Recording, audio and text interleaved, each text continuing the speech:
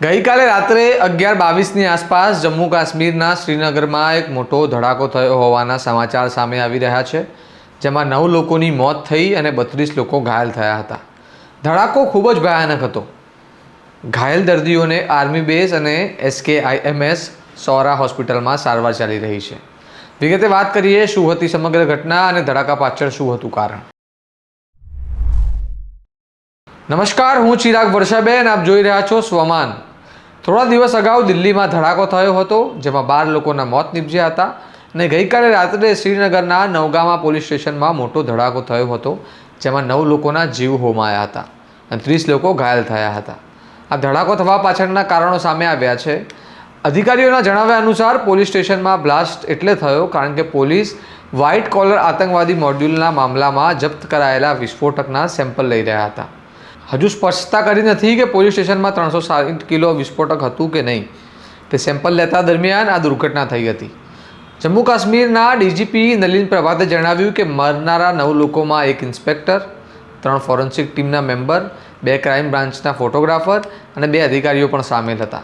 આ વિસ્ફોટક હરિયાણાના ફરીદાબાદથી ડૉક્ટર મુજમ્મિલ ગનઈના ઘરેથી મળી આવ્યો હતો। આ મુદ્દે જમ્મુ કાશ્મીર નેશનલ કોન્ફરન્સના પ્રમુખ ફારૂક અબ્દુલ્લાએ પ્રતિક્રિયા આપતા જણાવ્યું કે આ આપણી ભૂલ છે। જે લોકો આ કામના નિષ્ણાંત છે તેઓ સાથે આ કામ કરાવવાનું હતું। પહેલાં તેઓ સાથે વાત કરવાની હતી કે આવા વિસ્ફોટકને કઈ રીતે સંભાળી શકાય। જાતે જ આવા કામમાં હાથ પગ મારવાના પરિણામો આપણે જોયા, જેમાં 9 લોકોના જીવ હોમાયા અને કેટલાક ઘાયલ થયા। સાથે જ આસપાસના કેટલાક ઘર તબાહ થઈ ગયા। હજુ અમે દિલ્હીના થયેલા બ્લાસ્ટની આલોચનાથી બહાર નથી આવ્યા, જ્યાં દરેક કાશ્મીરીને સંકાળી નજરે જોવાઈ રહ્યો છે। દરમિયાન આ અન્ય દુર્ઘટના સર્જાઈ।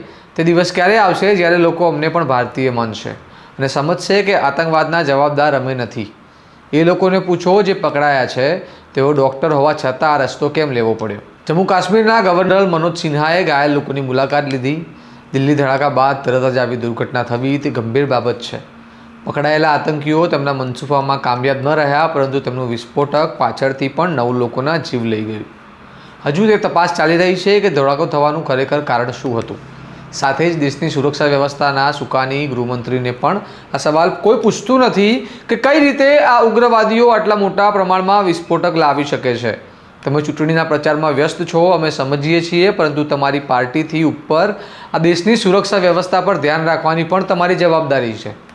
તમે આ મુદ્દે શું કહેશો, અમને કમેન્ટ કરીને જણાવો। આવા વિગતવાર અહેવાલ અને તમારા સ્વમાનની વાત તમને પસંદ હોય તો ચેનલને સબસ્ક્રાઈબ કરવાનું ભૂલતા નહીં। જોતા રહો તમારું સ્વમાન। નમસ્કાર।